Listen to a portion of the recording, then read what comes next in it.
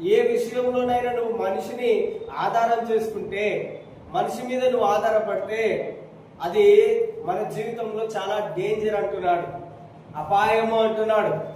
ఎందుకంటే నరుని నువ్వు ఆధారం చేసుకోవడానికి వీల్లేదు.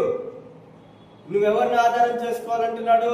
దేవుణ్ణి నువ్వు కలిగి ఉన్నావు, దేవుణ్ణి నువ్వు ఆధారం చేసుకోవాలి.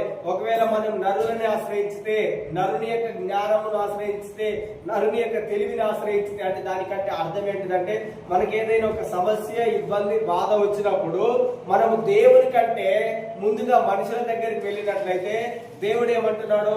వాళ్ళ దగ్గర నుండి వచ్చేటటువంటి జ్ఞానము, తెలివి ఏదైతే ఉన్నదో అది నిన్ను పాపములో, లేదంటే నష్టములో, లేదంటే నిన్ను శాపములోనికి పడద్రోస్తుంది. అది ఎవరైనా కావచ్చు. కానీ దేవుడు ఏమంటున్నాడంటే, నీ యొక్క ప్రతి విషయంలో మనం చదువుకున్నటువంటి మొదటి